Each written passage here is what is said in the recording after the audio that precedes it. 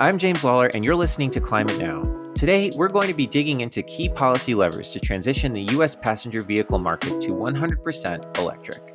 This is another episode in our Decarbonizing Road Transport series, which is co-hosted by Darren Howe, a senior charging manager at Cruise and a former applications engineer at Tesla. Thanks, James. Transitioning our passenger vehicles to battery electric is key to reaching global net zero emissions. But electric cars make up only 9% of all car sales around the globe today, even though over the lifetime of the car, it's actually cheaper for the owner than a gas-powered car. But the upfront cost to purchase electric cars is still a barrier for most, along with finding the necessary charging infrastructure.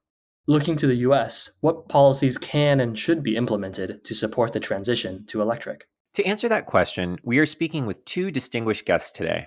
First, Dr. Sweta Chakraborty, who is a behavioral scientist and partner at Pioneer Public Affairs, president of U.S. operations at climate-focused social media platform We Don't Have Time, and she's also the host of the podcast Risky Business. Sweta holds a PhD in risk management from King's College London.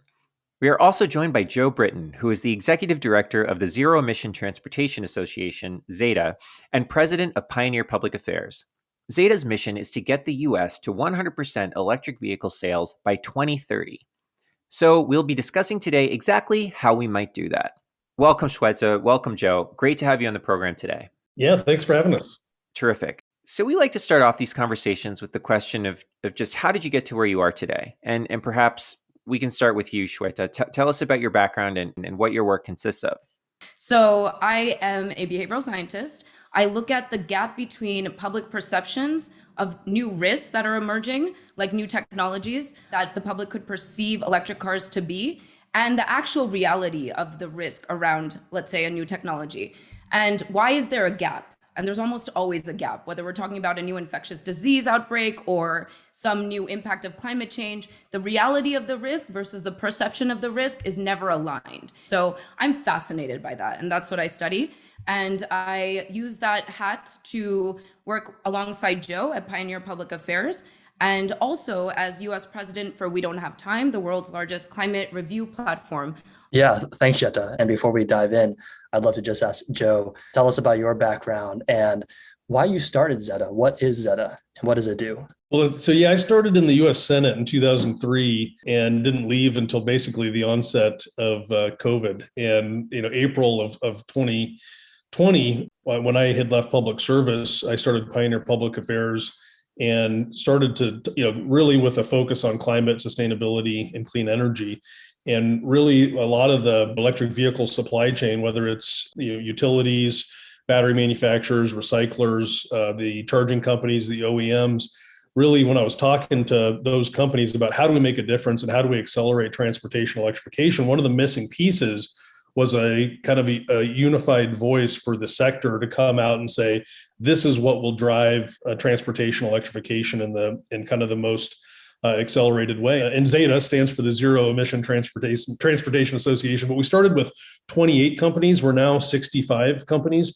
And really, it's bringing the business voice to a public nonprofit that's driving, both an environmental, but also an economic development message to help us achieve the emissions reduction goals. And so, we're 100% federally focused on making this difference and seeing the investments and policy decisions that we need to invest in to really clean up the only sector of our economy that's moving in the wrong direction. The transportation sector is the single greatest emitting sector, and it's the only one that's getting worse year after year. And so we really do have a huge opportunity and obligation to turn it around. Yeah, that's really helpful. Just a quick question about your membership. You said it's about 65 companies. Do those all tend to be pure play electric vehicle companies, or are you seeing participation from like legacy companies that are transitioning? Well, so we are only the pure play electric vehicle space. And part of that was because we wanted to have a kind of a clear-eyed vision of what would be the fastest accelerants to transportation electrification. And part of that is the performance and emission standards that some of the legacy automakers may not appreciate as much. So we wanted to have some clear running room so that we could go out there and work with EPA and work with NHTSA and work with the administration to put really strong performance and emission standards in place. And, we work pretty closely with Ford and GM, and we've been thrilled that they've come out and made really strong commitments on electrification in the last year. But our folks we really want to have our membership 100% committed to electrification. Sometimes there can be conflicts or maybe fealty to the other 98% of your business model if you're still tied to internal combustion engine vehicles. So, Joe and Sweta, I'd like to hear from both of you on this question. Most car manufacturers today do have some kind of climate commitment, but very few are committed to reaching 100% electric vehicle sales by 2030, which is ZETA's mission. And so what I'd like to do first, if we could just set up what it actually would take to get from where we are today to that number, and why is it that we are where we are today? So today, the total global figure is about 9% of car sales are electric vehicles. And there's a significant disparity between the percentage of sales that are electric in Europe and those that are electric in the United States. So let's just start with that number 9%. Why is it that this is where we are today? And why are there these differences, between the US and countries globally? Maybe Sweta, we could start with you. Sure. So the US and Europe were head to head not that long ago, and then Europe just zoomed ahead at 20% new electric sales. So 1 in 5 cars are electric in Europe. And that difference is really jarring. And the reason that the vehicles at that global level are still a low adoption rate is it varies from region to region, country to country, and there's so many cultural implications at play here. But what's really fascinating is the cultural differences between Europe and the US. And that is because of a recognition that climate change is really upon us and that individuals and countries have to be environmental stewards. This is not a new technology by any means, but it's perceived as such.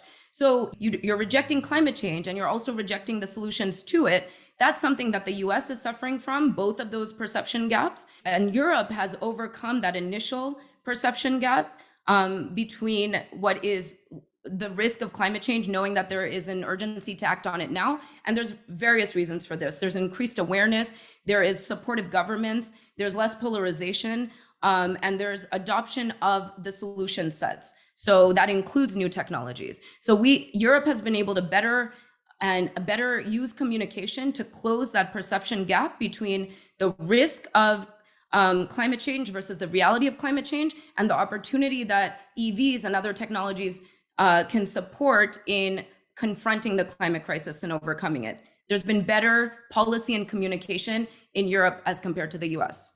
And just to wrap this on this point, I'm wondering, Sweta, if there are any specific examples of communication programs that have been successful in Europe that you think are exemplary or, of particular interest because of how effective they were. Yeah, first and foremost is the carbon tax that is actually working in many states in Europe, right? So actually putting a price on carbon, because fossil fuels polluters need to pay, and fossil fuel subsidies are $1 million a minute or something ridiculous. And there is a recognition there that cannot continue.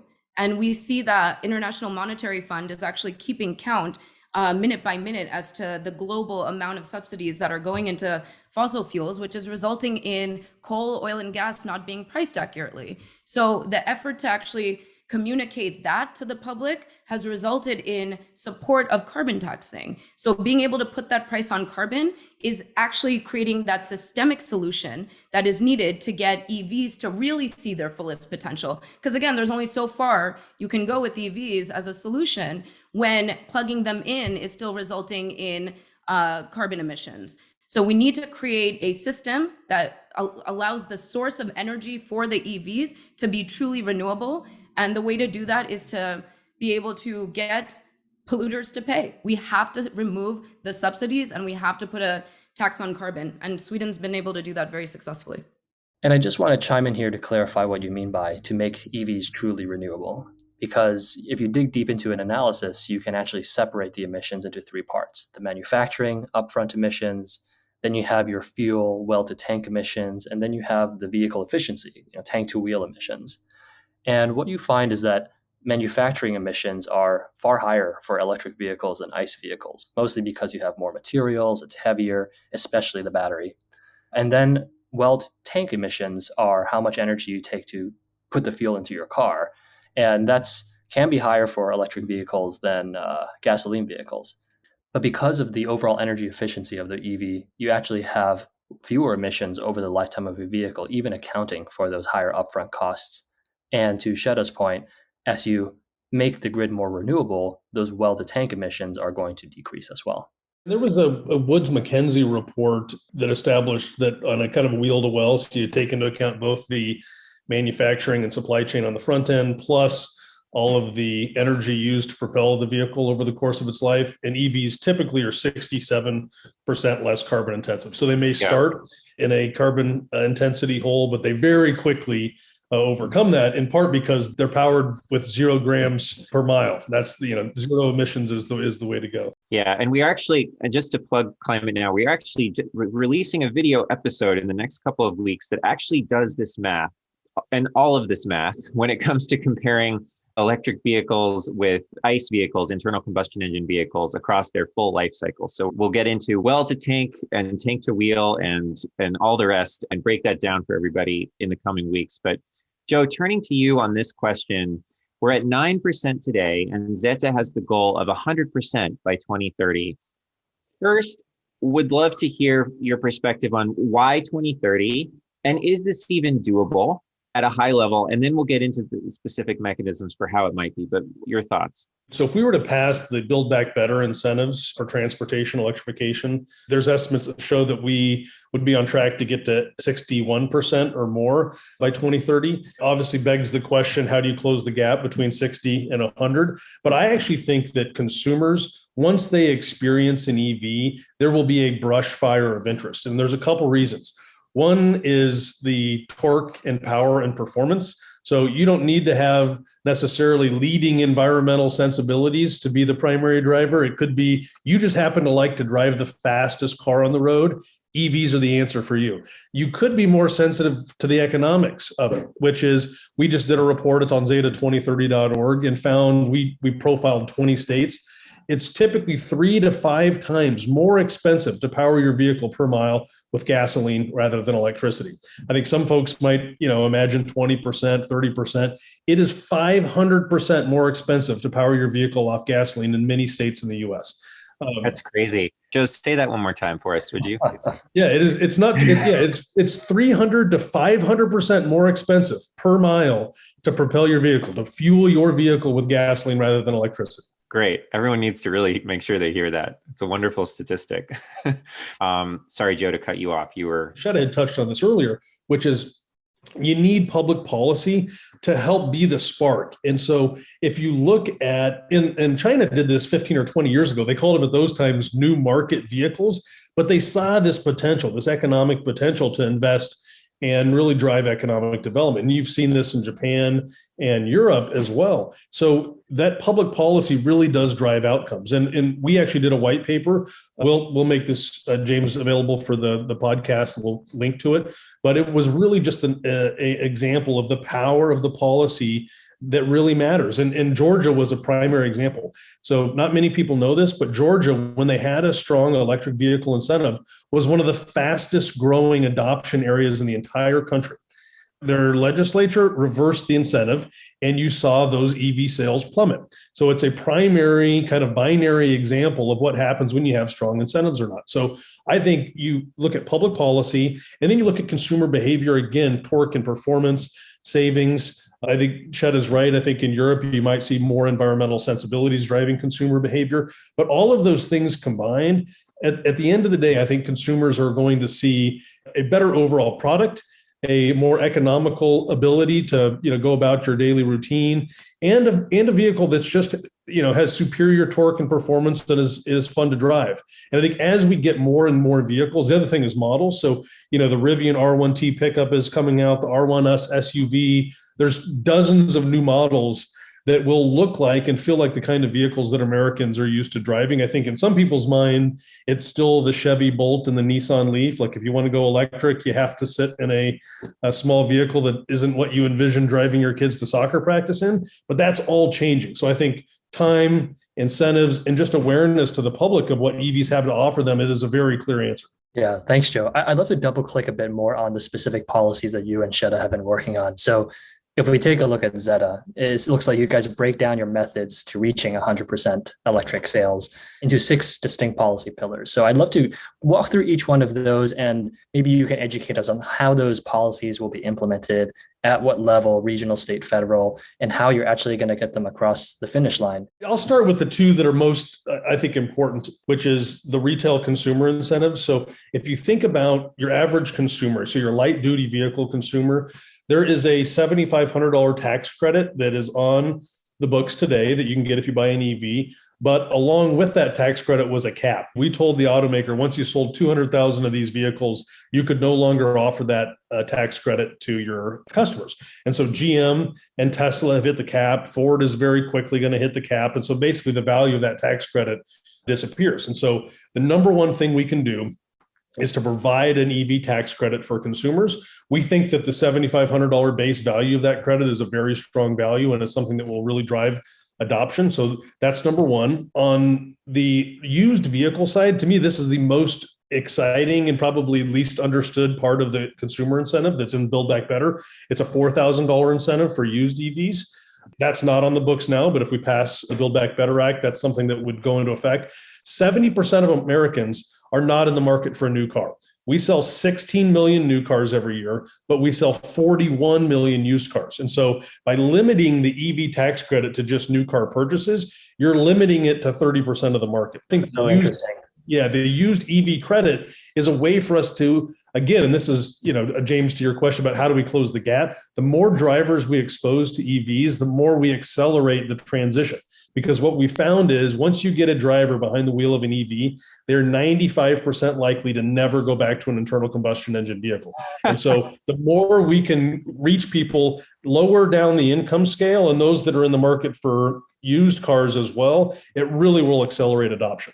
And this is a very damning statistic for ICE vehicles, isn't it? If you have a product where 95% of the time someone uses a competitor product, will then choose that one again. This is not looking good for ICE vehicles, is it? Strong driver, yeah. Yes. And then just to quickly touch on some of the others, the medium and heavy duty, I think this is it's probably the less well-known policy, but there's a 30% investment tax credit. So let's say you buy a medium or heavy duty vehicle, you can take 30% of that purchase price as a tax credit against your business. And that's super important because those medium and heavy duty vehicles, they represent only 10% of vehicle miles traveled, but they're 30% of carbon emissions and 50% of the pollution that really impacts in a detrimental way frontline communities, and it has a terrible impact on public health.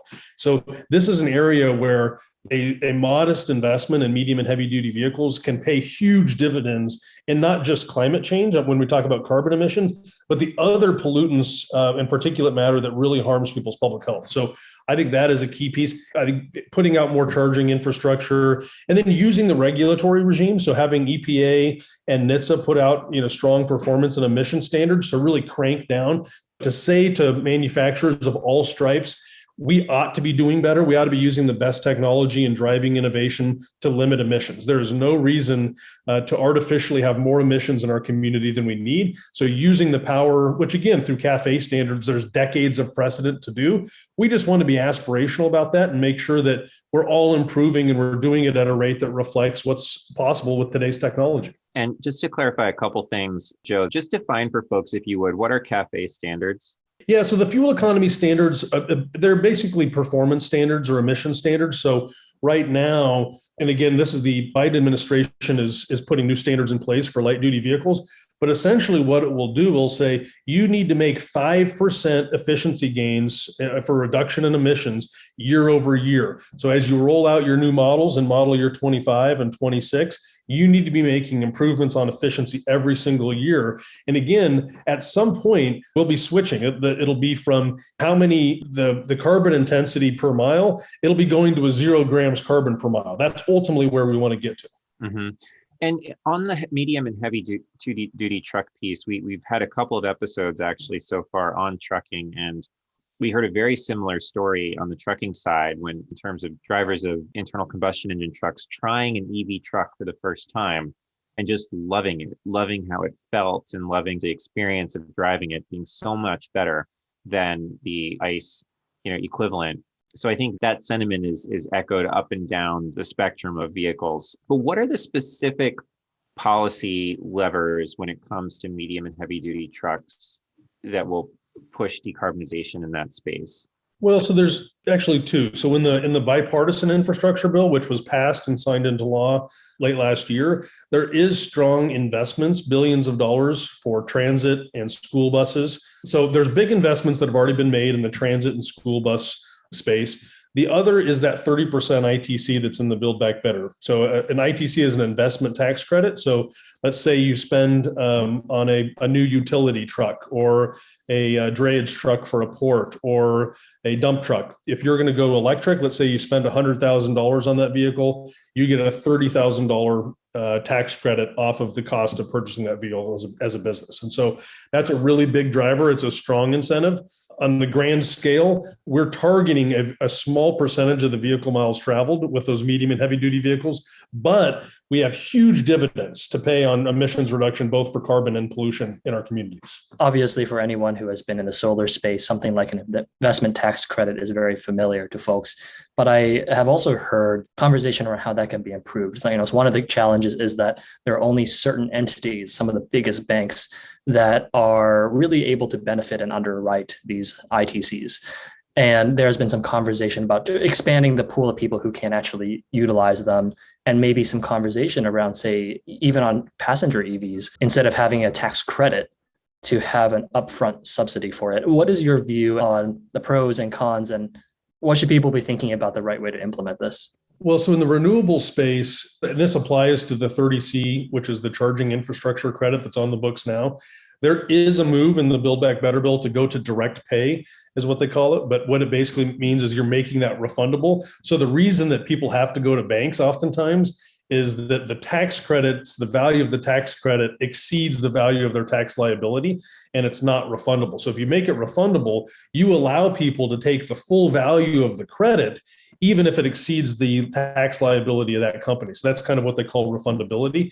The other component, which you touched on, is pulling forward the value of the credit. Because right now, even for the retail, the consumer tax credit, if you buy an EV, let's say you buy because right now you can't get it for Ford, you can't get it for GM, you can't get it for Tesla. But say you buy the Ford Mach-E, you don't get the value until you do your taxes at the end of the year. And so being able to make it a point of a sale incentive is very, very attractive. And Sweta probably has some anecdotes on this, but I know that we've measured, and it's you add 40% of the value. So people will, they'll if you think about the dollar amount, they'll value that thing they get right away 40% more than if they get it at some point later on in the year. So it's really, really important to provide a point of sale incentive. And Sweta, from your perspective then, with these different policies, how do these filter through your prism as a behavioral scientist? So there's two ways to see behavioral change, to see the adoption of EVs in this particular topic that we're discussing today. And everything we're talking about policy is creating that infrastructure, making it easier for individuals to opt into purchasing the EV and for companies to produce that product that the public is opting into. So that's critical. That's part of this two-part strategy. The second part, from a behavioral science standpoint, is communicating to the public based on what their existing views on adopting EVs are, in a manner, so communicating in a manner that resonates with that, and course correcting for any misperceptions or erroneous beliefs that may exist, and ensuring that the messaging is aligned to the policies that are being put forward, so that other side of the coin, and are aligned to the science. And all the stakeholders have a role to play here, the public sector, of course, the private sector. And we're seeing that even without policies, though, right? So we've been talking about policies here. The writing's on the wall. We can see the trends. We can see what's happening in Europe. We know that consumers are turning away from gas-driven vehicles, and it's going to be harder for companies to operate in the global marketplace if they aren't appealing to the global consumer base and to countries where regulations are tightening around petrol-driven cars. So that's there in addition to the policy. And investors, money managers. I mean, ultimately, that's where the muscle is. So if investors are focusing investments in companies that are decarbonizing, again, policy will follow suit and policy will get behind. So it's a complicated, interconnected ecosystem. And we have to think through all of the different carrots and sticks and levers that we have that we need to actually pay attention to and pull, so that it's ultimately aligned to the science, which is we best get to electrification of the transportation fleet as soon as possible, no later than 2040 globally, if we're going to stick to keeping the global temperature at 1.5 and maxing out there by the end of the century. And one of the things that we've been working double time on is, and Sweta mentioned this, is the correcting for erroneous information. So many of the oil and gas interests that want to keep us in a carbon intensive economy are, really fanning the flames. Anytime there's any story about an electric vehicle, they're trying to frame that landscape so that the consumer has a negative view or a negative experience. And there was one that came out this week that I thought was worth highlighting, is that every time there's a battery fire, it obviously, there could be a battery fire all the way across the country, and the oil and gas interests are, gearing up the public affairs campaign to frame EVs as a battery fire waiting to happen. There was a report that came out this week that said you are 125 times more likely to have a car fire with an internal combustion engine vehicle over an EV. So we're constantly having to beat back some of the false narratives that are out there. Again, I think there's a little bit of a last grasp. If the oil industry loses transportation, I think they really worry about what's left. And so, they're going to go out there and frame consumers' experience of EVs in a negative way. And I think it's a good pairing when we're thinking about our strategy moving forward. Obviously, getting the policy right is important, but we intend to make, in the next year or two, the public affairs and public engagement opportunities really front and center for our priorities. Because if we're seeding this landscape, we're going to let the oil and gas interests set the table for consumers, the tens of millions of consumers that'll be experiencing an EV for the first time in their lives. So this is an area where they're going to spend money, and we have to be present to make sure that we're out there explaining this story and beating back the false narratives. And I think that's really an interesting point, Joe, that you connect with there, which is, we've all been hearing about electric vehicles for a while, and we've all certainly seen, Tesla, we see Elon Musk, we see these things, but, most people have not driven EVs in the United States, right? Yes. And one of the things that I like doing, and there's ride and drives and there's ways to expose people, I think having rental cars, having, companies like Hertz commit to electric is a great way just to introduce somebody to an EV for a couple of days. Having government fleets go electric, again, exposes more and more Americans.